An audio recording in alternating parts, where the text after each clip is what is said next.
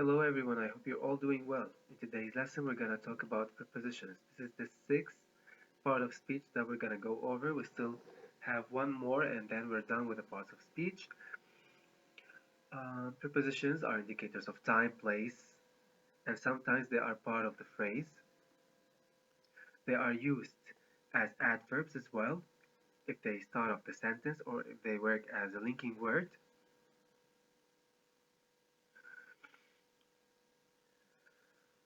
We have three types of prepositions: time, place, and or prepositions that introduce objects. For time, we use on, in, at, along with since, for, by, from, to, from, until, during, with, within, this to express extended time. For on, we use on for days. On Monday, on the 3rd of October, that's a date. So days or date, I may say. At is used with noon, night, midnight, and with the time of day. Like any time at the day, at 10 p.m. or at 3 o'clock in the morning. That's at. As like this is at with the time of day. When it's used with noon, night, and midnight, we say see you at midnight, at noon, at night. Midnight is like 12 o'clock. At night, anytime during the night, between 6 and 11:59 p.m. At noon, noon is the time between 12 p.m.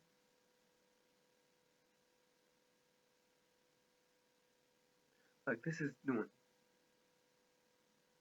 same as midnight, 12 a.m.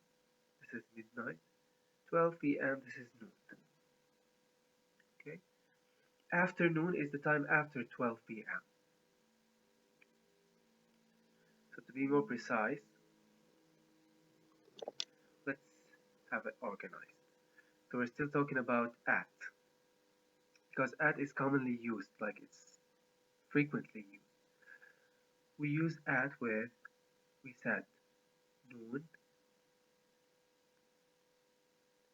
night, midnight.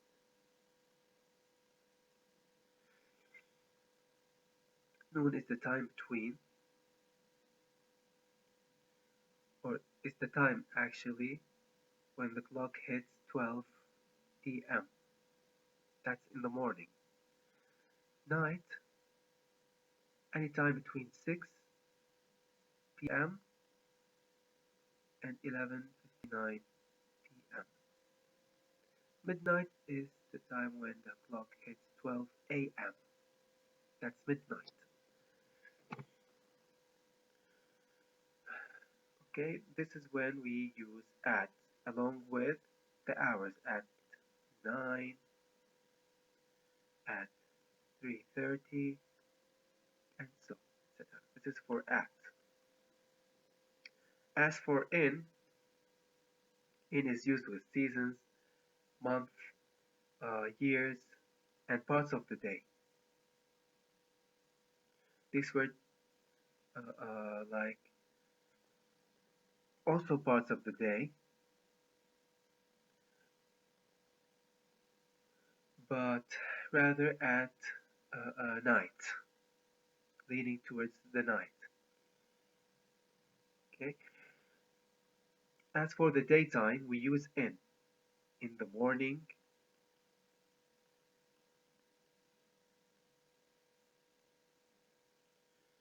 in afternoon. In August, in 1999, in spring, in autumn, in winter, in summer.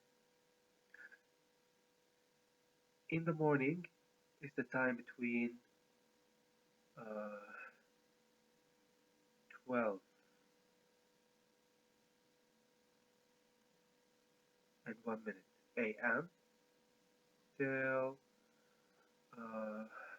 11:59 a.m.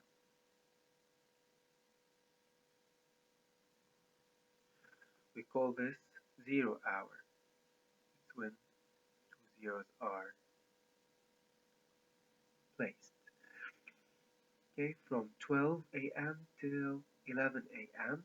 in the morning, we call this the morning. Afterwards, we say noon.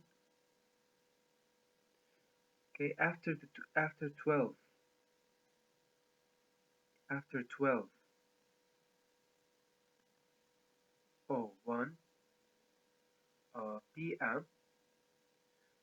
till 5:59 p.m.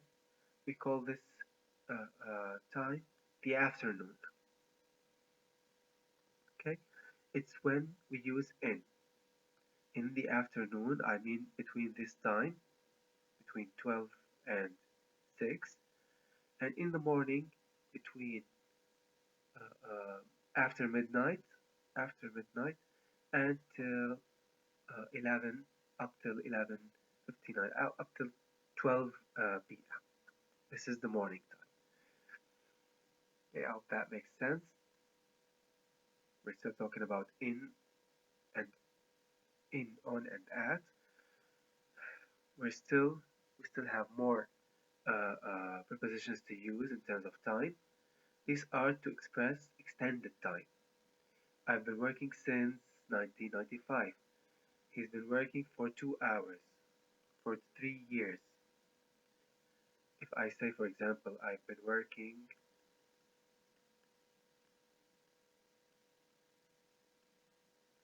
for 5 years. If I want to replace it with since, I can do that. I've been working. This year is 2020, so 5 years ago was 2015. I've been working since 2015.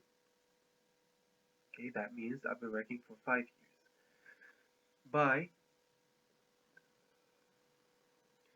By is a different story. We use it to, so for example, consider this. The assignment is due by, for example, Thursday morning. Dot. Or the assignment, that's one. Number two, the assignment is due on Thursday, or Thursday morning. What is the difference between due by and due on? Due by means no later than that date, this date. No later. So you cannot exceed, okay, the day set by someone, by the teacher, by anyone who is in charge. As for the assignment is due on means you have to submit on the given date. Okay? On the given date, you need to submit this assignment. By Thursday, like this is your limit. Thursday is your limit. So you have to submit the assignment before Thursday. This is by Thursday. By Thursday, you need to submit all of your work. Otherwise, it won't be considered. On Thursday, you need to submit. So this is a specific time you need to submit your assignment on. Okay? On Thursday, particularly. Did you get the meaning? Here, it's like the limit of, or the time, the limit of the timeline on which you need to submit your assignment. On the second example, this is an exact date where you should submit your assignment. So that's how we use by to indicate time. From Monday to Tuesday, for example, or from Monday until Tuesday. What is the difference between to and until? To is actually used to indicate direction rather than like in the direction of from Monday to Tuesday. Okay, this is the direction of something at which it arrives. As for until means up to the time of the occurrence of a thing until until Tuesday comes. Okay, that's what until means. This is a slight different. They are interchangeably used, so you won't be mistaken if you use to instead of until or until instead of to. In this context, I mean, to talk about duration from one time to another, from point A to point B in time. During, I watch TV during the evening for some period of time in the evening. For some period, like not the whole evening, during the evening, at some point. Okay, within a year, no longer than a year. Like within the frame of this year, within the frame of 365 days, I did something within this year. At some point in the year, maybe 60, it took me 60 days to do that. So I did that within this year, the year of 2015, for example, or the year of 2020. Okay? These are to express extended time. We don't only have time to look at when we talk about prepositions. We also have other type of indicators, indicators of place. We can use the same prepositions to actually emphasize on locations and settings, such as in, on, and at again. In is usually used to describe the point itself. There is a wasp in the room. In the room. This is the room. And the wasp is actually in the room. Okay? Inside, meaning it's contained. It's inside the room. It's contained inside. If you are aiming at telling the person you're talking to that the wasp is trapped inside the room, so you say it's inside the room, meaning you have locked the door on it and it's now inside. It's roaming and flying around within the room. On talks about the surface. It's on the roof of the room. It's on or on the floor. It's on the surface, some sort of surface. It's on the ball in the room. This is for on. At talks about a general vicinity. She was waiting at the corner. When we're not being specific here, we're not specifying where the person or the thing is standing or existing or presented. We use at. I'm at the mall. Okay, I might be in a different part of the mall at a very specific, but I'm not aware of that. So I'm just saying that I'm at the mall generally. It's quite general to use at, especially if you do not want to specify where exactly. So when English speakers use at, they use it for the largest or most general places. The mall, the supermarket, because it has a lot of sections and I didn't want to say like in this section, in this alley. I would say at the supermarket. I'm going to do some shopping at the supermarket. Now I am in the cookies section, for example, if I want to be more specific. Okay? Or if the supermarket is not that super, if it's like a mini market. I'm in the mini market. I'm at the cinema because there are seats like could be stacked with hundred of seats. Okay, it could be large and like quite spacious. If it's spacious, then we use at. Another usage of on, if we are standing on a platform, especially a large one. If it's like an airplane platform, a boat, ship, bus, train, we say I'm on the train, I'm on the plane, I'm on the bus. Okay. If we are using less or smaller vehicles like cars, we say I'm in the car because it's not that spacious. It's not that. It doesn't have a platform that is quite huge, not compared to planes, trains, metros, and buses. Okay, so on for big surfaces rather, in for like small and specific places like rooms, maybe mini markets, convenience stores. I'm in the convenience store. There are no sections to it. I don't have to be specific. It's like the place is specific on its own because it's small. We can imagine already where you are at. When I say I'm in the convenience store, I know that you are maybe close to the counter or the cashier, and there are like few stuff here and there on sale. Okay, this is like a convenience store, a small one. But when you're talking about the supermarket, it has sections to it: meat section, cereals, grains, vegetables, and fruits. And so in order not to say at a specific place, we don't do that often.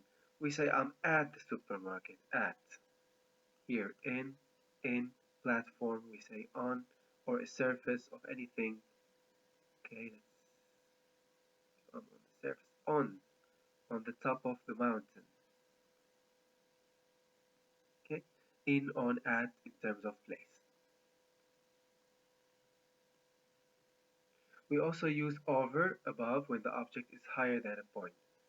I'm over the top. Or he threw the ball over the roof. Why do we use over? Because imagine like the person is here and the roof is there. He threw the ball over the roof. So the roof is higher than the place on which the person is standing. That's why we use over. Or I jumped over the fence because it's higher than me. So I have to jump up high to get to the place, to get from point A to point B. We use over, especially if the thing that we are going over is high. Above, hang the picture above the couch. Above it, it's higher in terms of like points. This is the couch, for example, and this is the picture. Where is the picture? It's above the chair or above the couch if it's a couch. Okay. This is above and over, under, underneath, beneath, and below. When the object is lower than a point, so it's the opposite of this. I'm under the water. Okay, this is the surface. I'm under the water. I'm under the surface actually.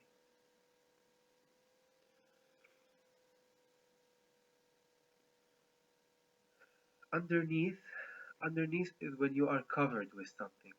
So I'm underneath, you can say I'm underneath the water to add like a dramatic sense of your speaking or your communication, to make it more dramatic, as if you are overwhelmed by the water, you are covered. So you can say I'm underneath the surface or underneath the water. You can say beneath, it's actually the same thing. We relax in the shade beneath the branches, beneath, under. These are like the branches of a tree. Okay, so we relax in the shades beneath the branches, meaning under. You are below, below, beneath, underneath. Okay, and below is actually the same. The valley is below the sea level. This is the valley. It's below the sea level, so there should be fence here to protect the land from getting overflow or from flooding. Just like the Netherlands, all lands are lowlands that are beneath or below the sea level.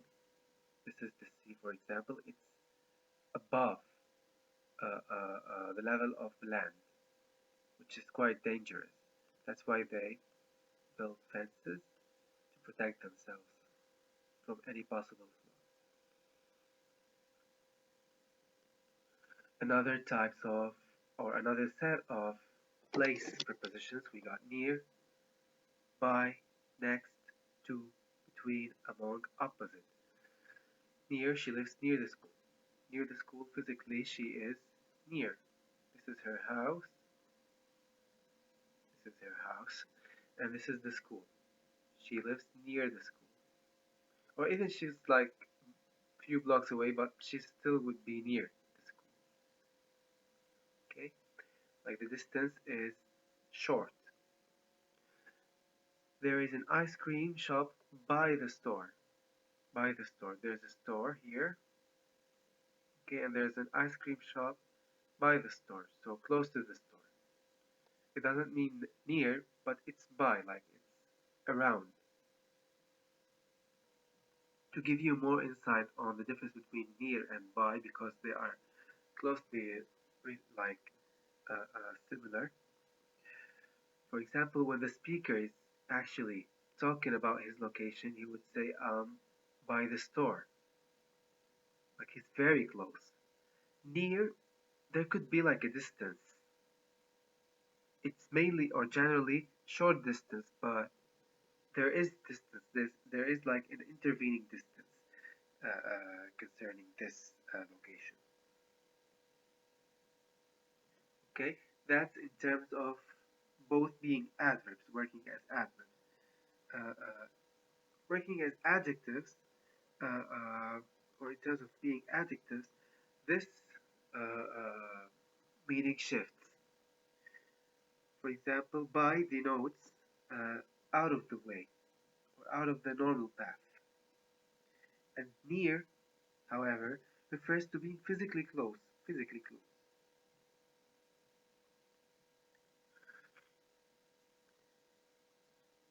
Okay, so he is by my side. The man who is by my side is going with me. By my side, he's like uh, uh, walking uh, close to me in my way, in my pathway, near me, physically near me, physically like he is actually close to me. By my side, maybe he is afar physically, but he's by my side. I know that there's like a connection between us. He's by my side. He's taking care of me. Okay, that's if both words are working as adjectives. Next to my house, uh, also it could be near. We can say near, but if we want to like be more specific, we say next. next to my house. There's a tree next to my house. The house is between Elm Street and Maple Street. This house is between two streets. Okay, it's between. I found my pen lying among the books. Among is used to talk about an object that is actually in between more than two things. More than two, not just two. So this is a book. For example, it's called Book A. I found my book A, or I found my A book among other books. Okay, especially if they are like put in a pile, on each on top of the other. So these books. I found my book, okay, among a pile of books. Opposite, the bathroom is opposite the kitchen, or opposite to the kitchen. Okay, this is the kitchen. For example, this is the kitchen. This is the room. This is the bathroom. It's in the opposite direction. It's on the other side. Okay, this is for prepositions of place. As for prepositions that introduce objects of verbs, these prepositions are mainly like used within the phrase to convey a certain meaning. Okay? She took a quick glance at her reflection. A glance like a quick look. Glance. Exception with mirror. She took a quick glance in the mirror. Okay? Or glancing in the mirror. So when we are looking at our own reflection in the mirror,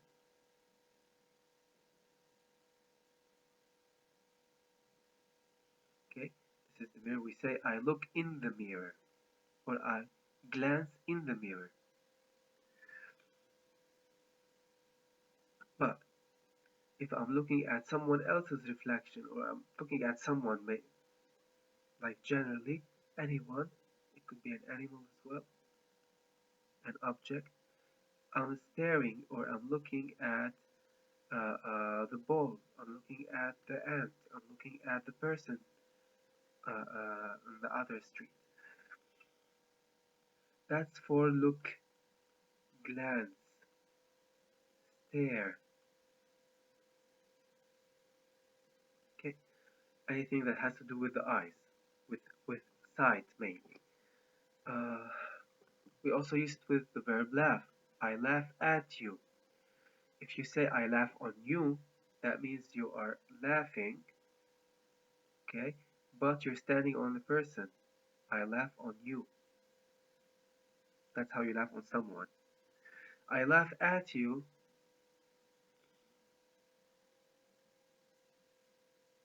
Of course, he is going to be crying because he's being laughed at. That's bullying, so we don't do that. We laugh at jokes, we laugh at comical situations, but we don't laugh at people. That's not nice. But we use it in this context. We laugh at something, we laugh at someone.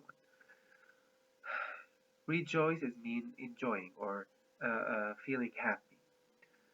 For example, we rejoiced at his safe rescue. We felt happy at his safe rescue or rescue. The pretty girl smiled at, laughed at, anything that has to do with uh, uh, uh, grinding teeth together to perform smile or laughter. Okay? Staring has to do with looking, so we use at. Of used with the verb approve, consist, and smell. He's smelling of alcohol, like he smells like alcohol. I approve of his story. I stand by it. I believe it. It consists of this and that. It contains, it includes. This is what these verbs mean. Of or about. So there's a slight difference between I dream of and I dream about, I think of and I think about. I dream of something, it's like it came to me when I was conscious, okay, and conscious of my reality.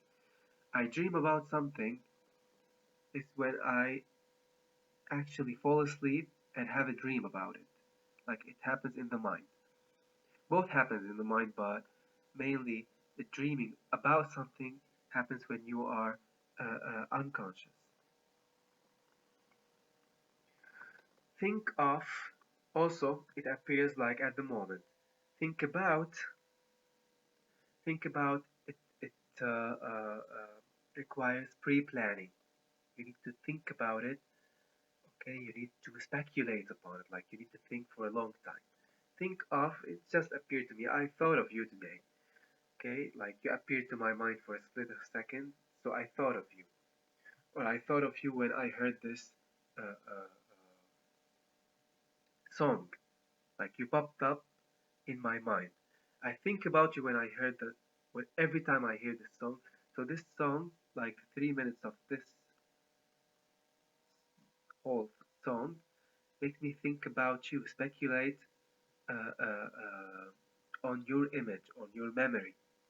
Okay, think about. It's like think thoroughly, deliberately, carefully, not like think of. Think of. It's like just a split of a second or a few moments, and then it disappears. But it appears at some point, and you are aware of it.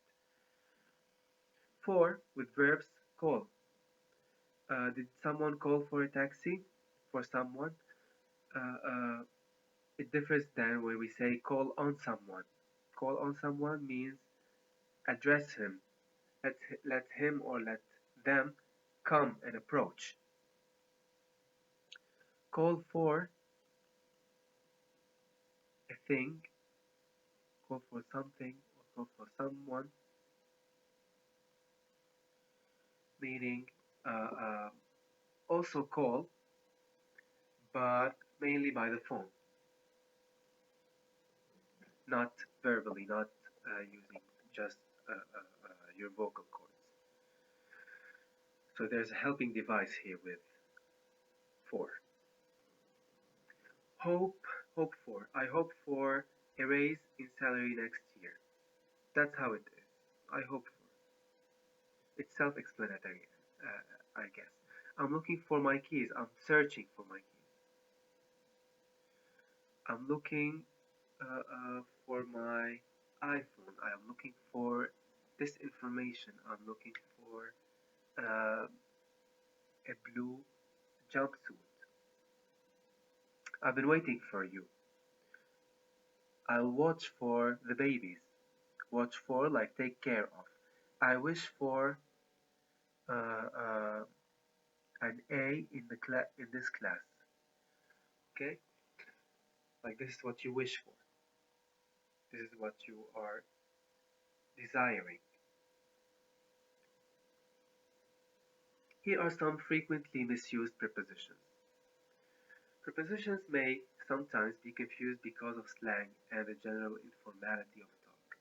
Here are some frequently misused prepositions. Sometimes Americans, especially Americans, they confuse the hell out of English learners, English language learners, especially if they are considering it as a second language. They would be confused. Why? Because in slang or in the informal discourse, they might misuse these prepositions. So beside or besides. Beside means next to, whereas besides means in addition. So besides, I want to ask you for dinner. Besides just going to the party, I want to ask you for the dinner afterwards. So besides, in addition. Uh, beside, it's like physically beside or next to, or next to something. The comp is beside the brush. Besides planning the trip, she is also getting the tickets.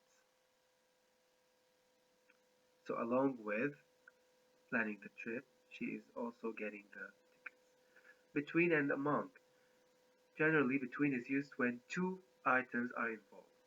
With three or more, among is preferred. When we have three items or more than that, we use among the crowd, among a pack of pencils, a dozen of pencils. Okay? Between two lines, between two cars, between two streets. Due to. Due to should not be used as a preposition meaning because of. Because of, not due to. His speeding, we were all ticketed. Because of his speeding, we were all ticketed. We do not use due to his speeding, we were all ticketed. Okay? So it's wrong to use due to as because of. Due to is rather used in the sense of as a result of. So my diet is uh, uh, due to my obesity problems. Or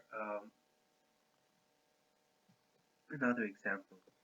This car accident is due to uh, uh, that drunk driver. Okay, due to is like uh, uh, the result of or the reason why, not because of. Because of is a different thing. Inside of, the of is always unnecessary. Stay inside the house, not inside of the house. The man stayed outside the post office, not outside of. So inside of, outside of here is uncalled for. We can't do without it. Thank you for watching and listening. See you on the next video. Up next, we're going to talk about conjunctions. Stay tuned.